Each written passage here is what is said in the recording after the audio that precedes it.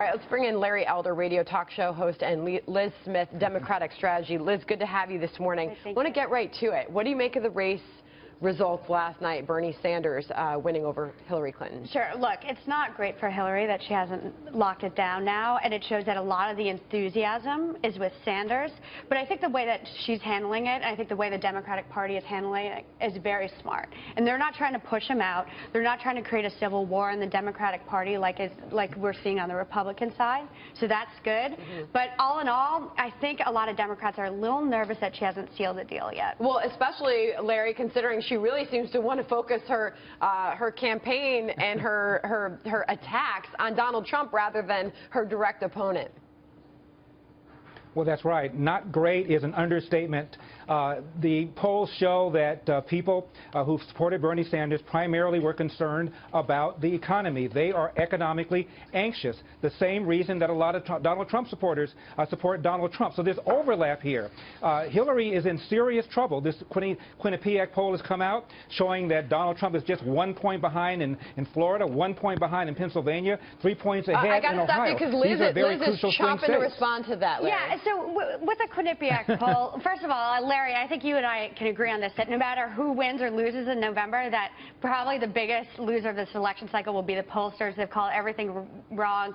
Quinnipiac has one of the worst records of any pollster this cycle, and I think we've seen methodology issues with them oversampling whites in these polls. But I actually think that they're good signs for Democrats in those polls because we saw Democrats pop in the champagne, spike in the football last week when Trump got the nomination.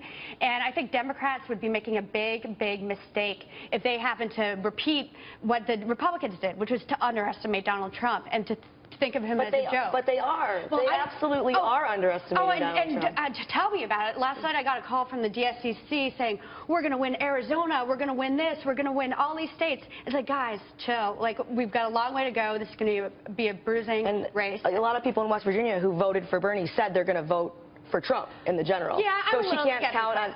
Really? Yeah. What people like about Bernie is that he doesn't have any things that Hillary have. It's not that just they're both liberals. It's that they see him as an outsider. He's not a big bank guy. It's very, very naive to assume that all of his supporters will go to Hillary. All right, Larry, I want to bring you back in here because despite the results that we saw last night, and I do want to get to this sound, both Hillary Clinton and Bernie Sanders have their eyes set on November. Take a listen, and this is how they want to take on Donald Trump. Listen. You could not imagine a more different vision for our country than the one between our side of Democrats for progress, for prosperity, for fairness and opportunity, than the presumptive nominee on the Republican side. And that's why it's important we have a big vote on next Tuesday, because we've got to get ready to go all the way to November to win the general election.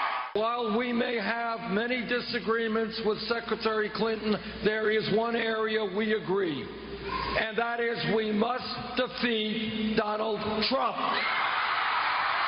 All right, so can we inject a point of honesty in this race? Please. First of all, the pollsters have been upside down. Political gravity has been thrown all over the place. Everybody's trying to project who's best against who, and those are all garbage. Let's call it what it is. Hillary Clinton's a lousy candidate who lost to a guy with a worse record on energy in West Virginia. She white-knuckles herself when she handles the microphone. It's her stress. She's not good in front of crowds. She's not a great candidate. And the real challenge here is to paint for her, to paint the Republicans as somebody to run away from. There is division in both parties. The hard left for the Democrats with Bernie Sanders, which are essentially beyond the progressives to the socialists. Larry, I want to bring you back in here. But on the right, the unity's coming together the way it always has. Okay, but just quickly, look, I agree. Hillary Clinton is a very damaged candidate going into the general election, but in some ways it's like analyzing car crashes, right? She's a fender bender, and Donald Trump is a 4-car pileup. He's going to be the most damaged general election nominee. Larry, can I just say, and nobody wants her. She can't be the guy that she should win over. Last word. Can I just say two things? The reason the arguments that Hillary is making will not stick to Donald Trump is that he is not a fiscal conservative. He's not a social conservative. He is a populist. You take immigration and the Supreme Court off the table, he has more in common with Bernie Sanders than he does with Ronald Reagan. This appeals to the center left of the country, where the country is. The second big reason is that Hillary is running for the third term of Obama. If you are one of the two-thirds of Americans who feel that we are economically on the wrong track, that's not a very good resume to run on. The same policies that have gotten us off the wrong track, you are not advocating anything any different. That's not going to sell. All right. You got the last word. Nobody's cutting you off. You can leave it there. Getting evangelicals with that message. Okay.